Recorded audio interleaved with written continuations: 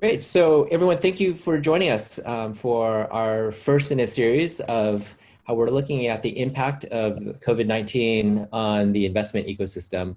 My name is Tony Wang. I'm one of the managing partners at 500. It's a pleasure to have you all join us. Um, you know, my background has been in technology for the last 25 years in Silicon Valley. Have the privilege of working with the team here at 500 and as well as my partner Khailee, who's also on this call. What I wanted to do is first start by, just we had a great time getting a sense of what investor sentiment has been, but it's largely a moving target because it's such a fluid environment. But I'm happy to share some of the early insights that we're getting at this point. And this comes from our investor questionnaire that we sent out during demo day, our first ever digital demo day a couple of weeks ago, where we had over 1,700 investors join us. And as a result of that, we were able to hear from a number of investors across the board, from venture funds to family offices to angel investors, as well as institutional investors. So just before we dive into the specific region focus for today, some of the interesting takeaways that we heard from investors, and yeah, I think I'm just pause here.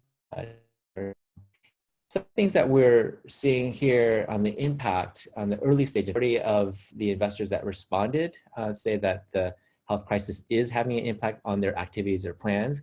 Obviously, it's much more interesting to dig into how it's being impacted. And that's really what we see here on this slide. So a little over 26% are going to have the same an investment allocation even pre-COVID-19. And there's going to be, I think a majority, I think a little over 40% that will be, in allocating less. And it could be anywhere between 10% less to up to 75% less, but still the majority are in that bucket of same or have not yet decided. So if you look at that right column, 32% haven't yet decided what they're going to do. Just anecdotally, having spoken to a number of people in the market, and I think this haven't yet decided really breaks down into three buckets. And the first bucket is, because it's such a fluid environment, it's a wait and see approach. So for all intents and purposes, we're not deploying at the very moment, but we're going to wait and see. So they haven't yet made a determination if they're going to do more, do less, etc. The second category in the undecided is we're going to be deploying, but it's going to be a lot more both opportunistic, and if we do write checks, we're going to really have a high threshold. So that's the second category in the undecided. And the third category is around just operationally. We haven't decided yet because it's hard to even, conduct diligence in the way that we've been doing. And there's no face-to-face diligence with founders or teams. We don't even have face-to-face partnership meetings and ICs anymore. So this is more operationally. We haven't yet decided because we need to, be able to figure out what the process is during this time. So, much like with election, right? You have those that are decided, those that are yet to be decided. That's almost a third. And so, if you are a founder or investor looking for one of your portfolio companies, it's important to pre-qualify and understand, for those that haven't yet decided which category they would fall under. And then, here there's more than 50% are going to be focused on the same stage as prior to COVID-19. About 28% are going to be doing fewer investments at seed and Series A, and about 20% are going to be doing more investments at seed and Series A.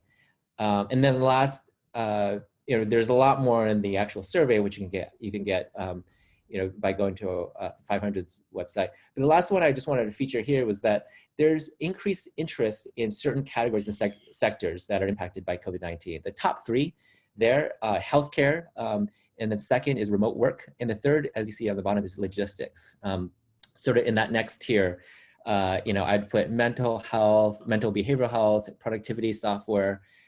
And I think this confirms, a thesis I have, and certainly shared by many, is that, in acute events such as, what we're undergoing, it often accelerates trends that were happening on an incremental basis anyways. So a lot of the things that you see in healthcare, remote work, logistics, that's certainly getting much more attention, and, the acceleration is happening there.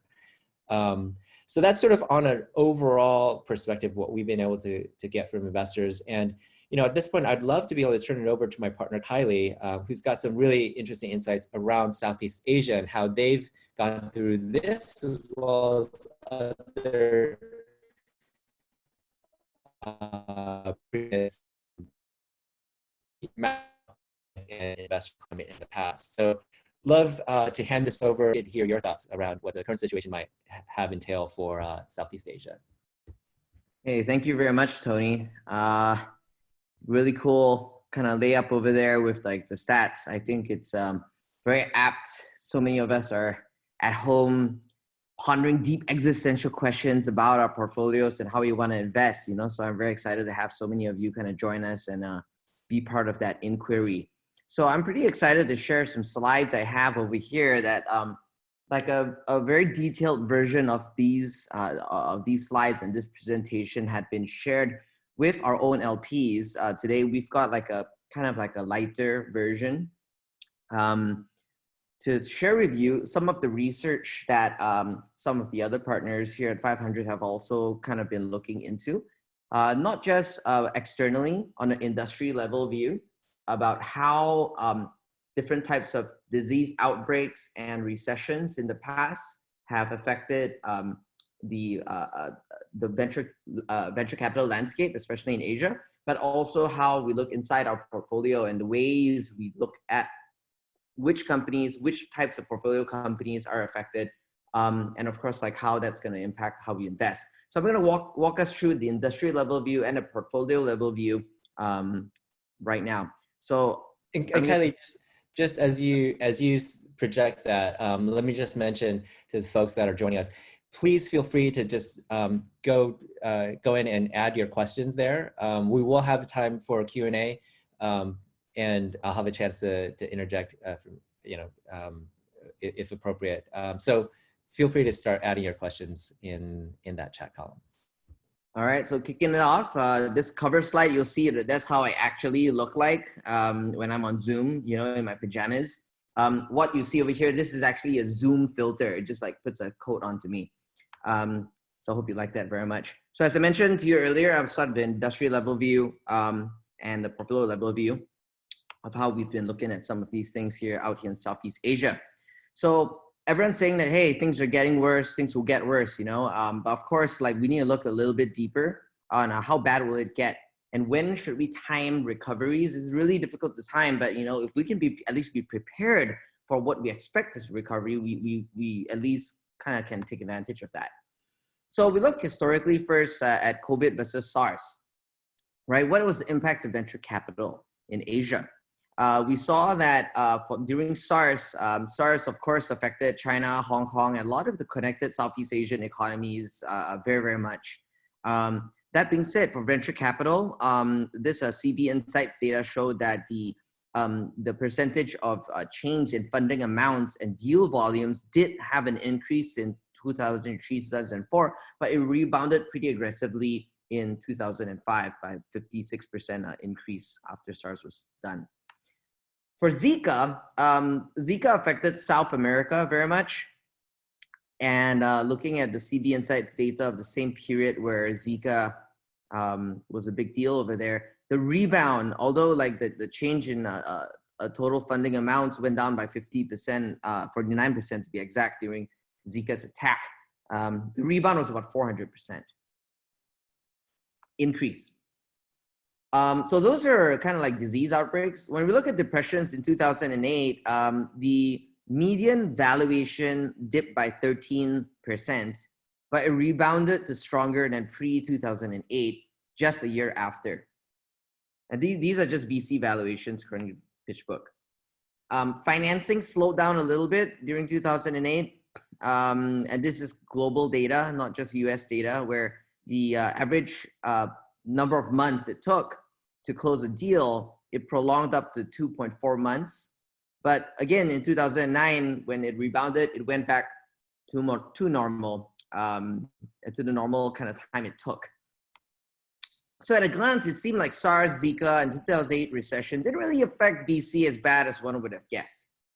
However, we can't jump straight to that conclusion because like it feels a little bit like we've got a bit of SARS, Zika, and 2008 all over the world combined, right? But let's have a look at the Southeast Asian VC context to see how it affects like one specific region in the world. The lens which I'm about to share you, of course, is Southeast Asian VC data, but those of you who are dialing in from different parts of the world, you can actually take the same kind of thought process and kind of be, you know, kind of apply this to your region as well. Now, a little bit of background history in Southeast Asia, the key markets being Indonesia, Malaysia, Singapore, Philippines, Vietnam, Thailand. What you'll see is that like Southeast Asia VC didn't really exist at all very much in a modern sense before 2008. It was born after the Great Recession of 2008.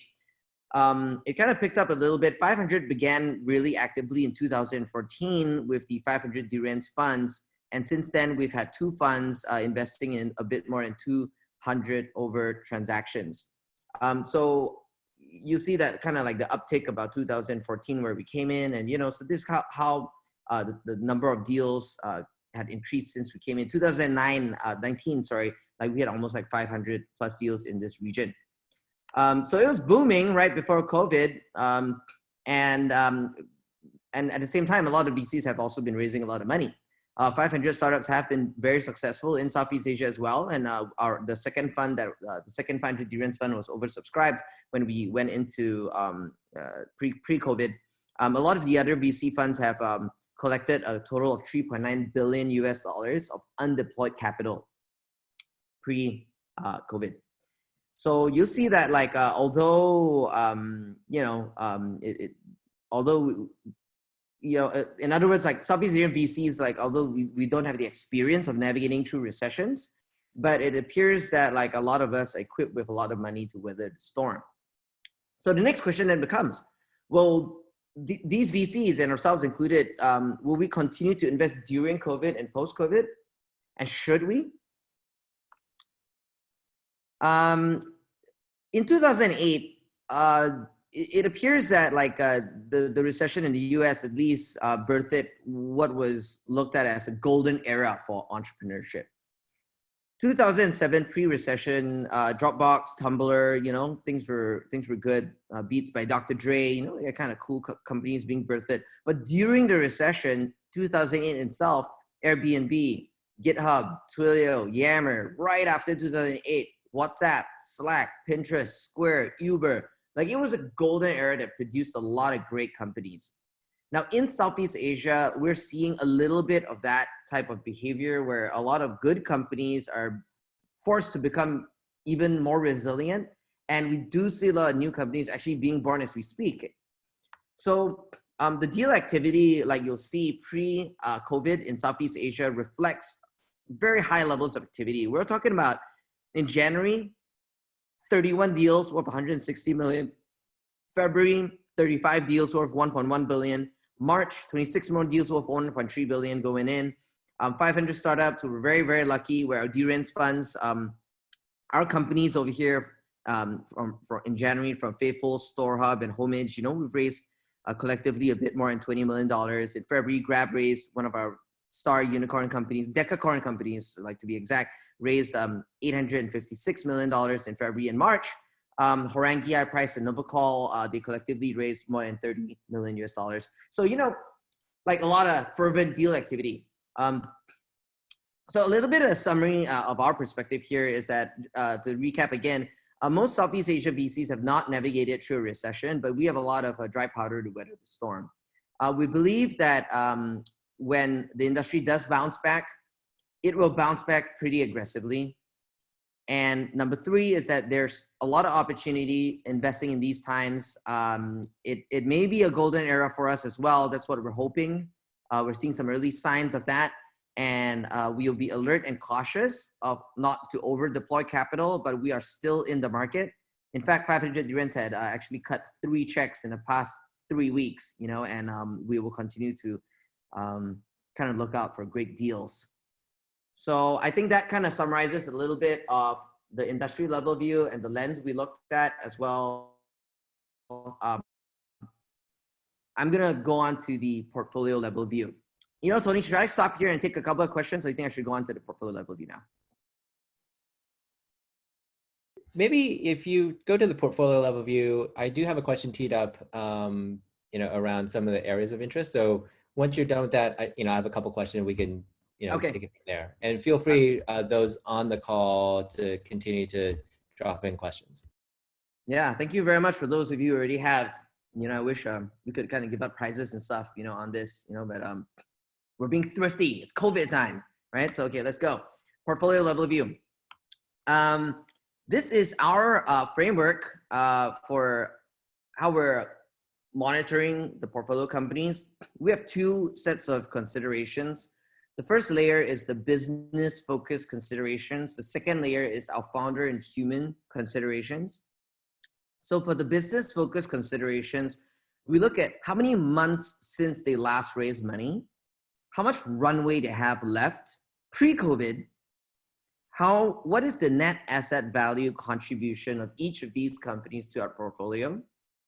What is the assessment of the long run kind of potential of these companies with or without COVID? And lastly, what is the direct impact and indirect impact of COVID to these companies?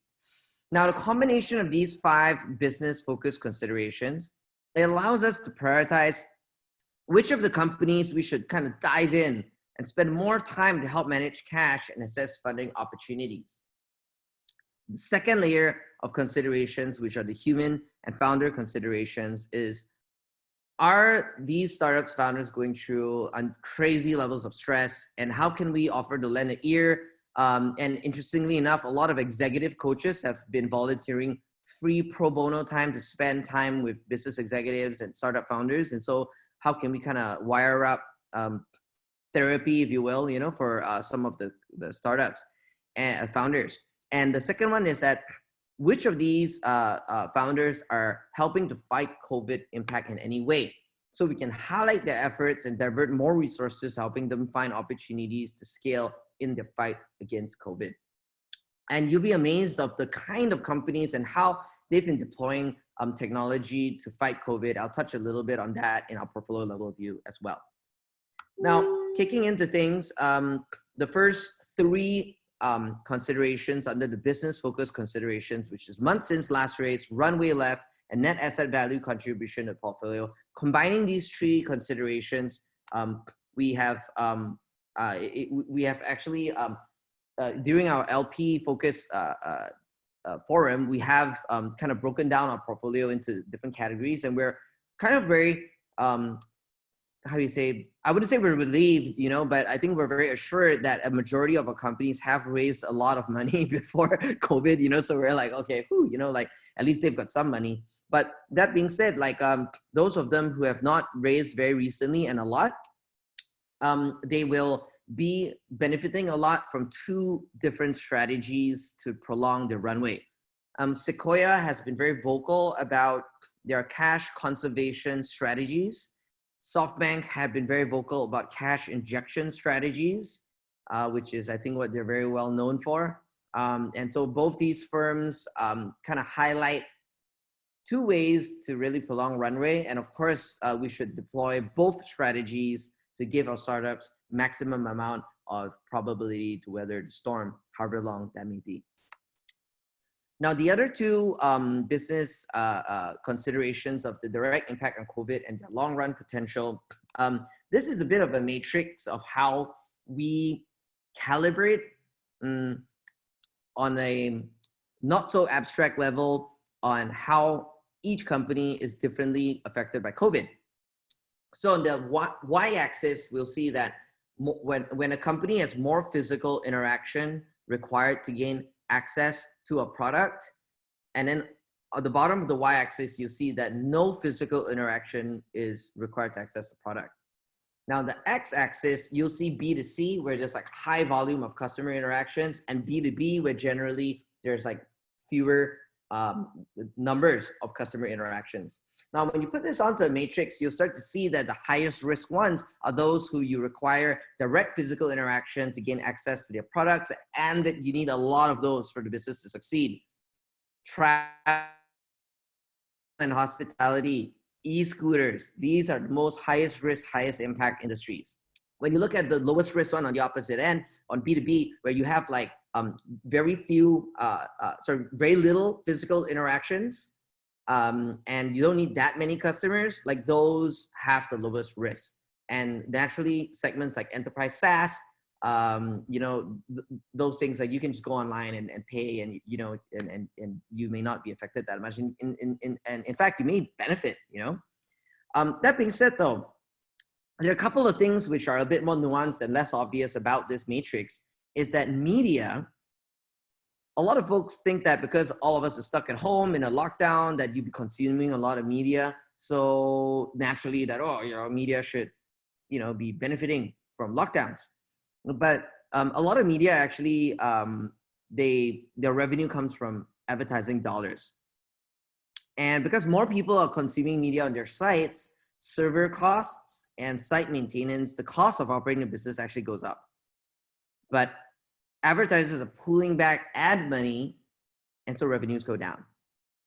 A lot of, and depending on what type of advertising revenue, you'll see that like a lot of kind of like brand related advertising revenue, you require face-to-face interaction to kind of pitch to media agencies, big campaigns, and without that face-to-face interaction, revenue is also affected. So hence, we cannot be too quick to jump onto one industry and say, we look a little bit deeper at the nature of costs and revenues and how that gets affected. So media, broadly speaking, is actually negatively affected, not positively affected.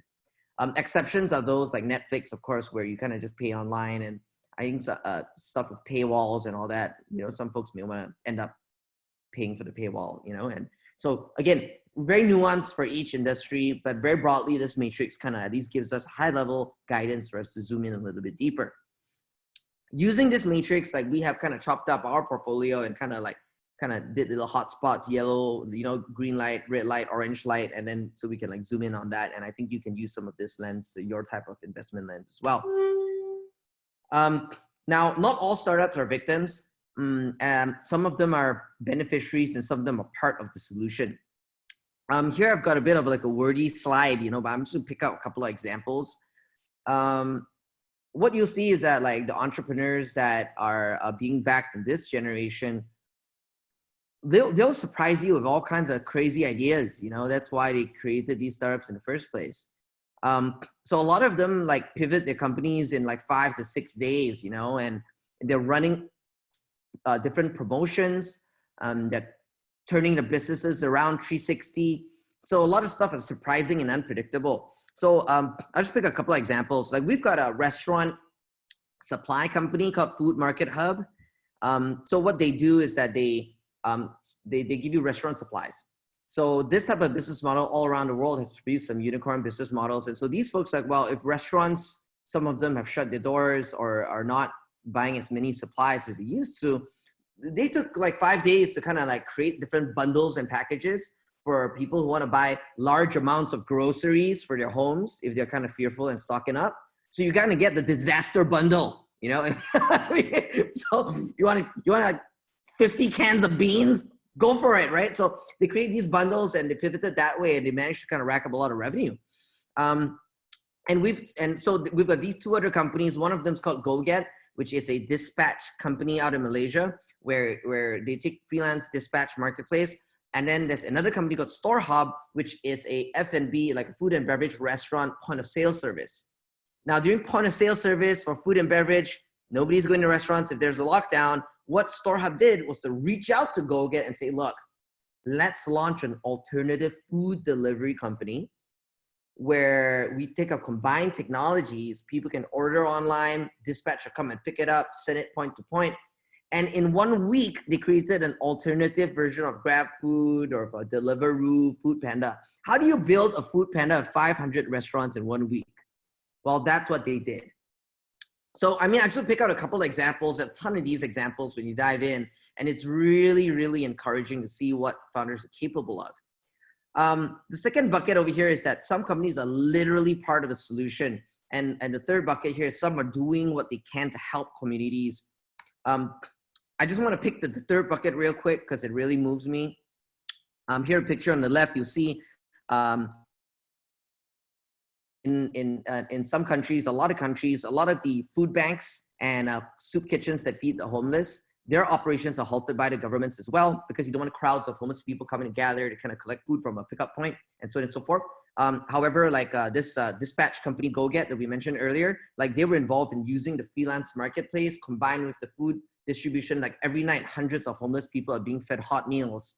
And without them, like literally, they can't even beg for money, you know what I mean? And so at least like the homeless people are being fed hot meals. So, and the second and third part, like we've got companies crowdfunding from their customers to support COVID relief efforts to hospitals. We've got companies doing live webinars offering, like this is one of them that offers the startups called Naluri. They offer corporate coaching on demand on phones. And then they've just been doing a lot of live webinars to help people get through some of this. We've got a mom and baby kind of diaper company that, and when COVID broke out in Wuhan, they shipped 50,000 boxes of diapers and other mom and baby supplies to Wuhan directly to help with relief efforts, and been doing the same for hospitals around Southeast Asia. And so they just picture some of these like boxes going out there. So this is an example of a company. This is a startup, by the way. Okay, this is not like, oh, I'm Nestle, I'm just gonna go and help everybody, like or Unilever. You know, this is a startup. They're benefiting from COVID for this mom and baby stocking up, but they're like, you know what? This is not a time to profiteer. We're gonna use that profits to kind of give. Unprecedented levels of volunteerism and charitable behaviors in startups. And this is, again, just one of many examples. We even have like this one travel startup. They don't have much business. They donated all their Amazon Web Service instances to help scientists to run models and do more research. Like, it's crazy, I'm telling you. So I guess like for the portfolio level view, I want to make a few kind of summary points here. Portfolio monitoring is ongoing work. You know, we just shared a bit of a high level framework of how we're trying to like organize our resources to what to look at so we can prioritize. And the whole aim is to defend the net asset value of our portfolio. Second thing we saw is that because 500 startups, we've been thriving on a diversification strategy in our portfolios. We have larger portfolios than normal. Like, we're not a VC fund where each of our funds have like 20 to 30 companies. Like, we have like 100 companies per fund, more or less, or more. And like, we try to pick from different sectors, different geographies. And so far, like, we've been telling people, hey, this is kind of like, it builds a more resilient portfolio. And this resilience is currently being tested right now. And it looks like it's holding up. Thirdly, it's really inspiring to see startups at the front lines of solving real world issues. Now, I'll kind of end with one last bit. Like, we had, for our previous forum with our LPs, invite our founders to speak to our LPs directly. We had like our unicorn founder, Fadrin. His unicorn is in Indonesia. It's called Bukalapak. So he gave kind of like a very nuanced kind of how a unicorn deals with like a large market, how they calibrate things there in e-commerce. We had founders of hard hit industries, like Joel Neo runs a startup that serves F&B.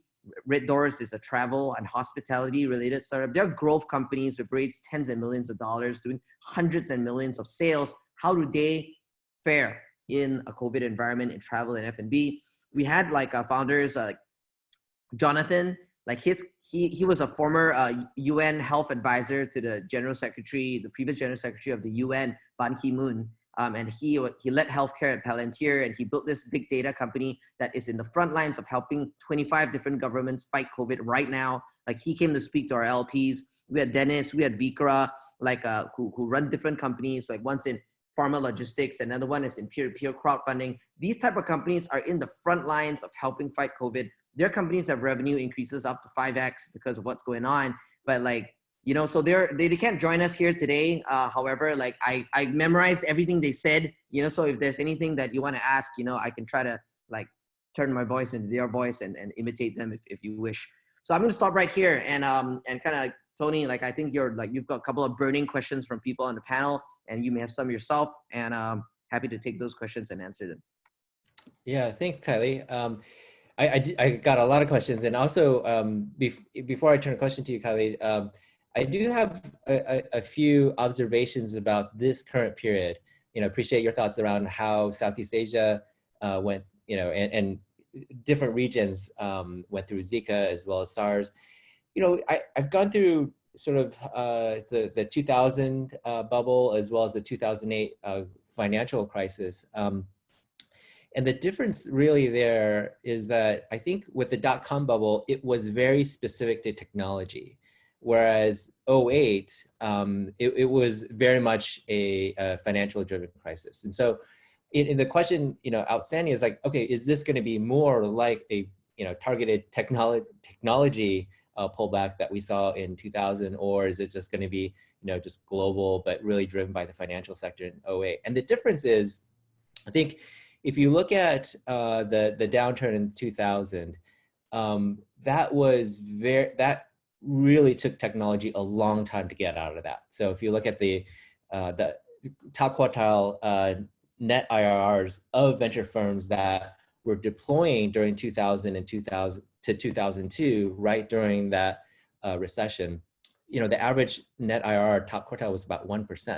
And in fact, the entire period from 2000 to 2008, the average was, all in the single digits. Compare that to vintages that were deploying in that recessionary period between 2008 to 2010, and compared to a single digit net IRR, that got up to about 18, 19% net IRRs. So, and that's during a recessionary period. So, one of the things you said, Khailee, around, you think Southeast Asia is going to make it through because of the capital that it has to get through this period. For folks that are going to sit out and pause deploying capital, it's a very expensive opportunity to miss those critical years, because those are 3 years of amazing growth that happened.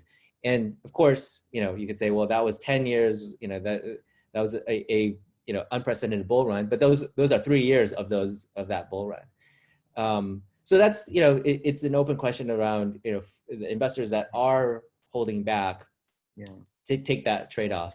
And one thing that you mentioned, Khailee, that I wanted to ask you about is that you're saying Durian's deployed 3 checks already in the last few weeks. Yeah. It seems like overall, and I don't know how true this is, it feels like Asia is coming back online. You didn't experience a lot of the really draconian measures that we're under in the US right now. How do you see activity? Are you seeing that come back in your region, or is there sort of a second wave that people are preparing for? What's that like from your perspective? Yeah. No, I think you've strung together a couple of aspects which should be strung together, because like what you mentioned was that you've got like what happened in the .com crash, right? And folks who are deploying during and post the .com crash, like that, they sucked, right? And that was not good. And then like 2008, folks were deploying then, like they rocked, right? They are fantastic. And then you mentioned that there's a geographical aspect where like Asia, like China's coming back online. A lot of Southeast Asian economies are tightly strung to China. Singapore is like managing things like a rock star, it's like, and setting the example, so there's then you've got the geographical aspect. So definitely I think that like a couple of thoughts I have is that what happened with the .com crash is that the way I look at it is that you want to see like what happened before, after, during, and like what is the conditions that had created that outcome, and see if 2008, do those conditions exist?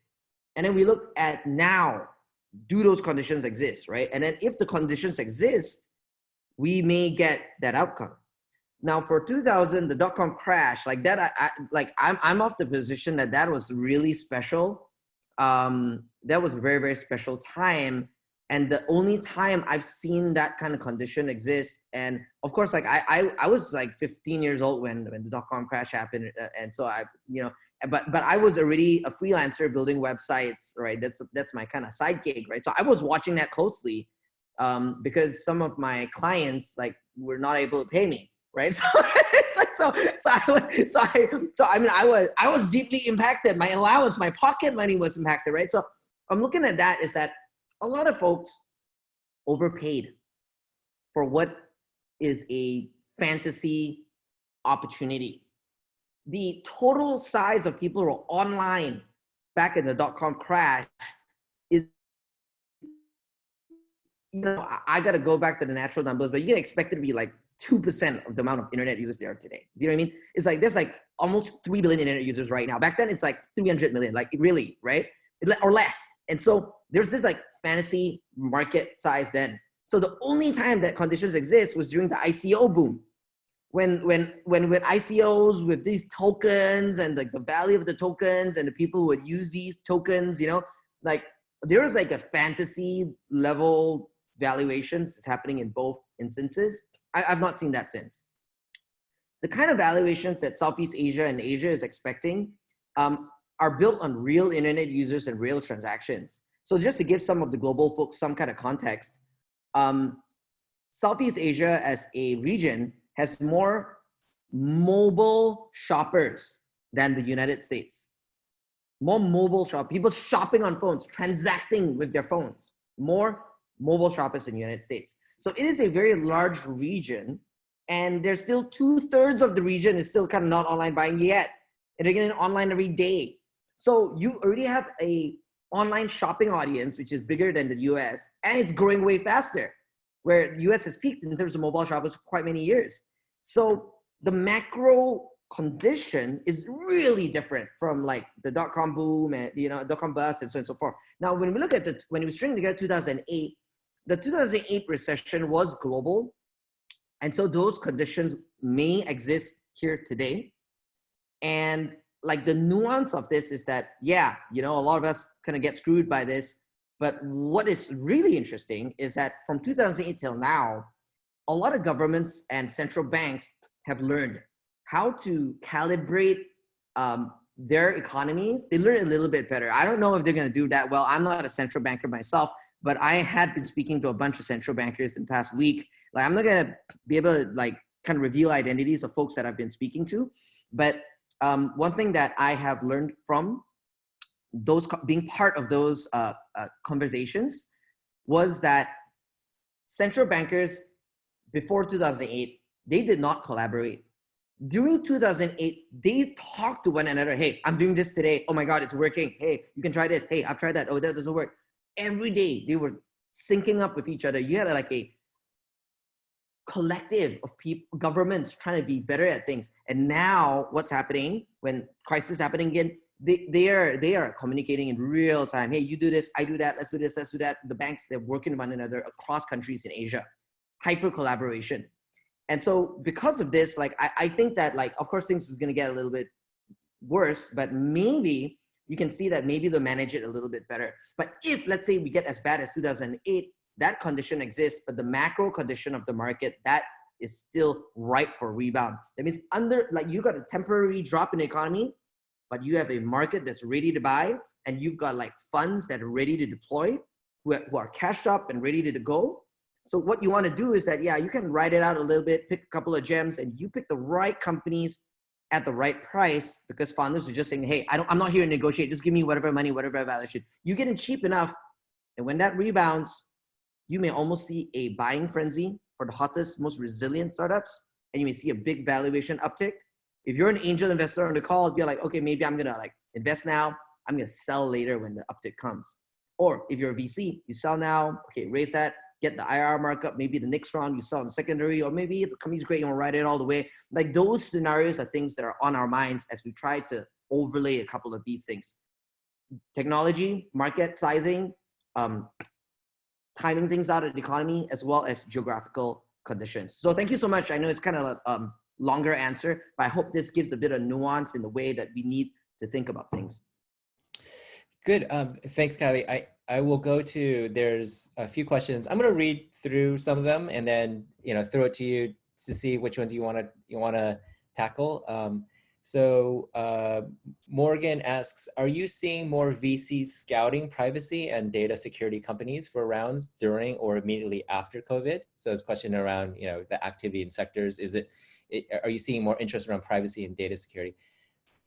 Ayman asks, as China has the biggest VC market in the world, bear in mind that China's startups hit by 50% drop in Series A deals. How can they survive? Suggest advice. Third from Claudia, thanks for sharing. As a student keen to learn about the space, this has been very informative. So just wanted to say, that wasn't a question, that was just a comment saying thank you. So first is, you're very welcome, Claudia. Are you seeing more interest around scouting privacy and data security? And then the second question around China. Okay, let me take the China question first. Now the thing is, like, 500 startups have not been very active in China.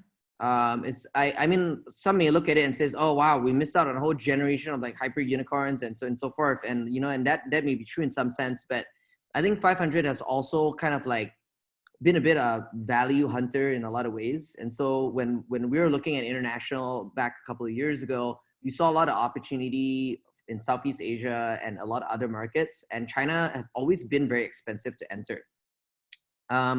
And so, but the reason why I give a bit of that backdrop is because I don't want to say that I'm a China expert, and I don't want to say that 500 are China experts, but I'll tell you that we do monitor China very, very closely, and we have a lot of LPs who also invest in China from China. So like we kind of have a lot of these Chinese conversations, and when we look at that, like we also monitor a lot of unicorns and the story of Chinese unicorns and how they came to be. What you see is that the conditions that exist in China that creates the Chinese venture capital market is really quite different from anywhere in the world. And that you can say about a lot of stuff in China, but I'll tell you, a lot of Chinese unicorns and a lot of Chinese Series A, Series B, and all the activity over there, a lot of the Baidu, Alibaba, and Tencent, they've got their hand in a lot of this stuff. And a lot of the big funds and a lot of the way the governments have been funding, like there's like a whole host of factors which inject a lot of money in their venture capital ecosystem. Now, for them to kind of have a kind of like a drop in Series A deals, could they survive? I think that China has been working on what I would say is a hypergrowth, blitzscale style startup market. And you'll see that when you look at all these unicorns in the world, a lot of them are built on blitzscaling and hypergrowth.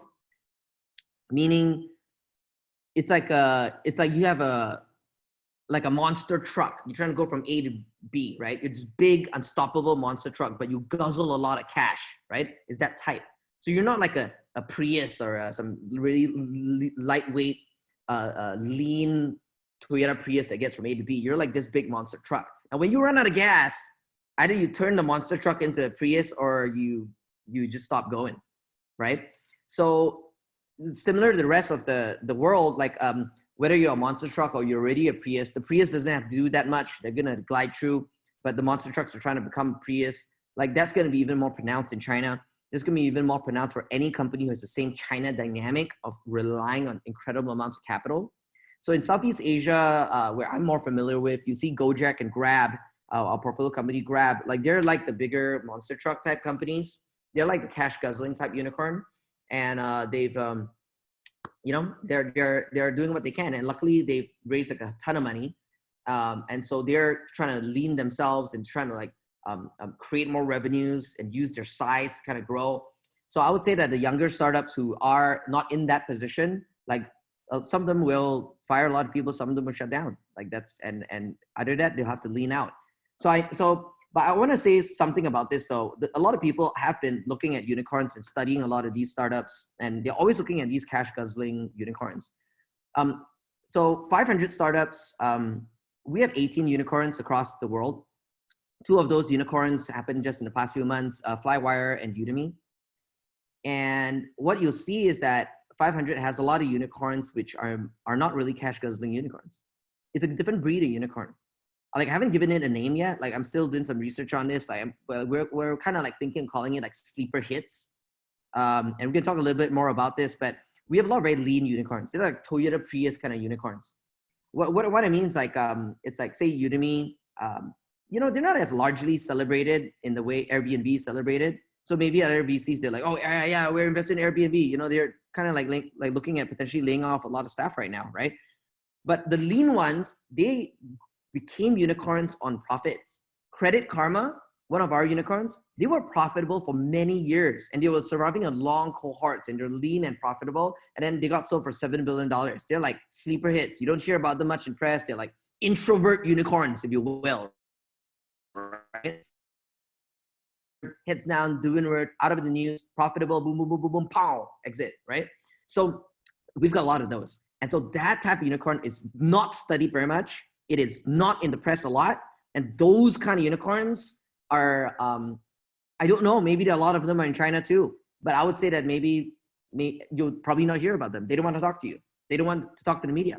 But those kind of unicorns, like those type of companies, like we love those kind of companies. And investors on call, like, don't get too distracted by the headline grabbing unicorns. There are a lot of these like types of companies which just are quiet and cash machines. Like that's the stuff that you really want to try to look at. Okay, so I'm going to go on to a few other ones. I think that there's one about VC scouting for privacy and data security, right, Tony? Yeah. Okay. And sorry, go ahead. And there's a few others. I'll just read them off. And I think in the interest of time, you know, I want to make sure that, you know, you get a chance to tackle some of these. So are you seeing more interest in security and privacy, data security and privacy companies, technologies? One is Khailee wants you to repeat the part of where you're saying there was those who invested pre-crisis versus those during crisis versus post-crisis. Who are the rock stars and who's not? And from your experience, which territories might be most resilient and bounce back first and why? And what are some of the biggest lessons to take away from startups? Okay, so I'm gonna like touch on a few of these questions really quickly and spend a bit more time on like which territories and areas will bounce back and why.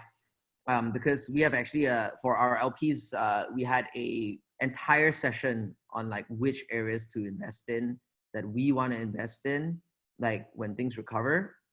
So I'll kind of give a little bit about that, but the touching on scouting for privacy and data security, I think Morgan Monroe, who asked this, that is really interesting question you have. One of the areas of interest for us is seeing about privacy and data as it relates to Sorry, at least for me, you cut out, but. Oh, okay, I think there's a little bit, but I think I'm okay. I think I'm here. So I haven't seen, the short answer is I haven't seen specifically many VCs kind of poking around, like my peers at least. I don't have everyone's data. A lot of VCs are pretty busy, heads down, working their portfolio, so they're not like yelling very loudly on what they're scouting around for. So I don't know, but I've not seen anything obvious. It's a short answer, but I am actually highly attuned to observing what is the consumer behavioral impact to how open they are with sharing their data, especially in Asian markets. Like in an American market, you may argue that like nobody wants to share the data of the government. Like that is like the most unfathomable thing in the world, right? But in Singapore, they're like, hey, we've got a government app that will trace where you are, where you've been all the freaking time, because we just want to know like how do we trace like the COVID cases. And you've got like a bit more than 10% of the whole population downloading that app and telling all their friends to download that app. And so to help the government know where they are all the time to kind of fight COVID. So does that mean that as far as startups that relate to data and data security and privacy, like does that, you know what I mean? Is that, do you need more of that because there's more openness, you know, like how do you play with that? At the same time, another axis, like the CFIUS laws in the US had forced Grindr to kind of get its Chinese owner to kind of sell back its shares. You know, data in one country is one thing. Then you've got data in a global sense. And then like, I just think like the combination of those things are fascinating. I don't have like like a prognosis to share right now, but I think that is a super interesting question and something that some of us can actually reflect on and how it relates to opportunities. Now, I'm going into sorry, go ahead. Khailee, I was just going to mention in the US specifically, I think there's an opportunity in terms of data privacy security, as well as what we're seeing the trends on telemedicine and healthcare generally. There's a lot of issues around being able to do proper contact tracing here. There's, I mean, because of HIPAA, there's issues about,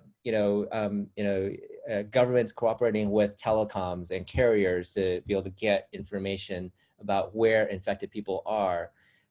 A lot of that could be solved with some around data security and privacy, and to help alleviate some concerns and to help, governments as well as, individuals better keep track of, whether they're going to an affected area. So there is an opportunity here that, hasn't yet been, I haven't seen anyone tackle, but, given our times, I think there's some trends that are moving. So just wanted to No, it's interesting you pointed out, because like for all the folks on the call, like one way to kind of predict opportunity is just be kind of inventive and creative. But the other way to do it is to actually see where market forces will predictably push industries and players to be at.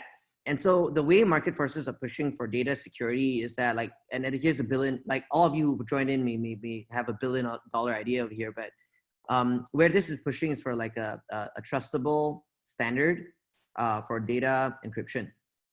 So a lot of like private companies say, oh, we encrypt your data, but nobody really trusts that, right? So similar to like the ISO 9001, or whatnot, right? It's like, if someone can really rally trust around like a trusted standard for data encryption, then maybe Tony Wang can like download an app to have the US government track, COVID cases, but they don't know it's Tony Wang. It's like totally encrypted. And then if the government wants to reach out to Tony Wang and says, hey, like government wants to speak to you because they believe that somebody here is COVID, Tony can say, no, I don't want you to speak to me. And then the government can't do shit because it's encrypted, right? And so there's like almost like a data firewall between individuals and companies and the individuals and governments. Like, I'm looking for a company like that. Anybody on the call building a company like that, let me know. You know what I mean? I'll give you like some money.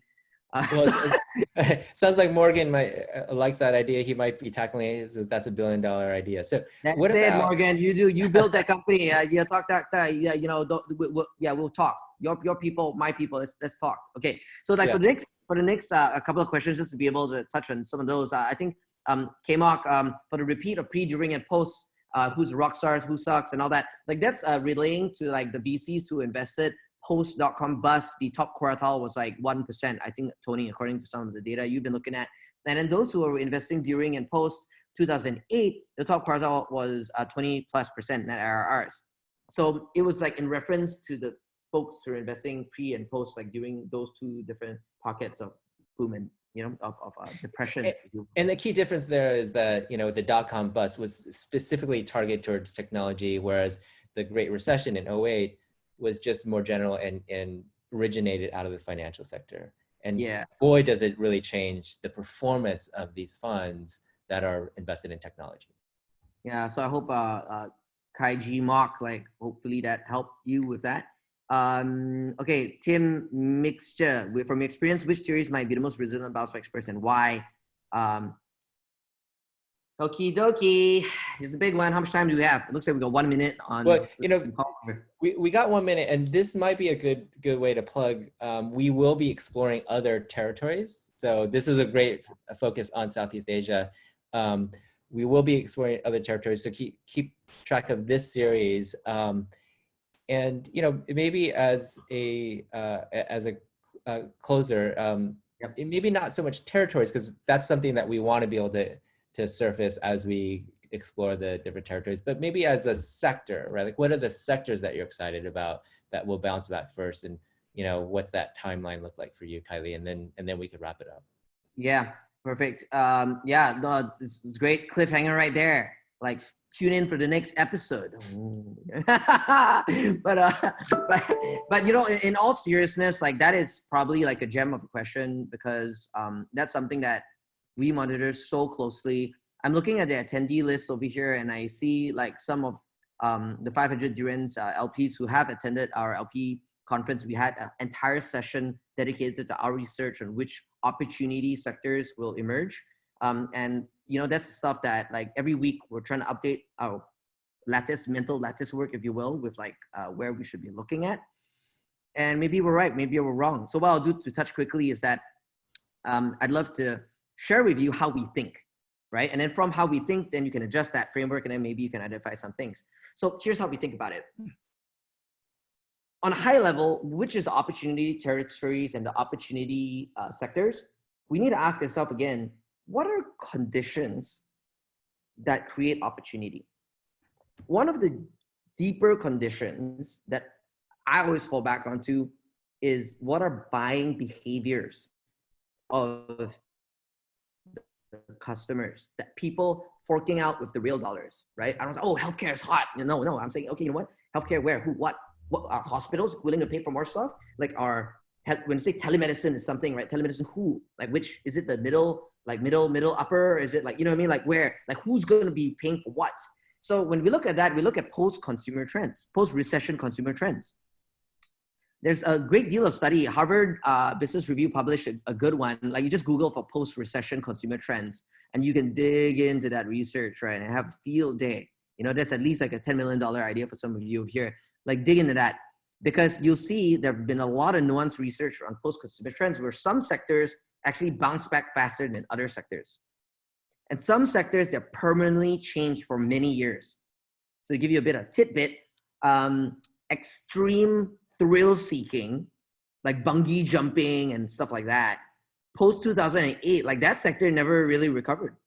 It's so weird. That's US data though. And like, I don't know why, but maybe people just figured out, well, you know what? I felt like I almost died in 2008. Like, well, I pay to die again. I don't know. Like, and that's US data, right? I don't know if like my fellow Malaysians will want to bungee jump still after all of this, but it's down.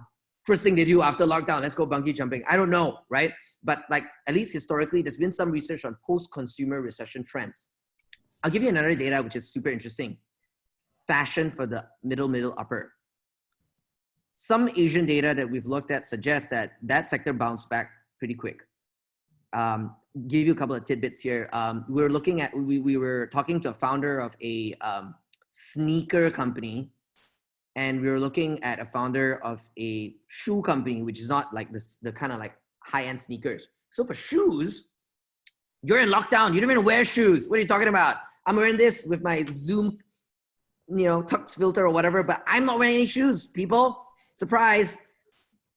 So if you don't wear any shoes, are you going to buy shoes? I don't know, right? So, and will you go out and buy more shoes after the lockdown's over? I don't know, right? So the idea is perhaps like normal shoes, maybe that's affected, but luxury sneakers, apparently like people like stocking up with luxury sneakers because the folks who hold the stock, the inventory of luxury sneakers are selling at discounts. And normally there is like a market price. This is like fine wines, like if you're going for like the Nike Air Max, I don't get into sneakers, but if you're having like a really classic sneaker, there is a market value that people perceive. And when they see a drop, they're buying it, they're selling it. It's like fine wines or whatnot, right? So it's like a luxury, kind of like medium luxury product.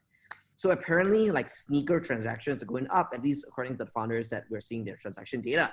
So again, if you take like the broader idea of like fashion bounce back, like which sectors, like you can spend a whole day thinking about this stuff, and that's kind of stuff that like I enjoy doing, right? And the teams here at 500, like we think about this all the time. We challenge each other. We try to look at data.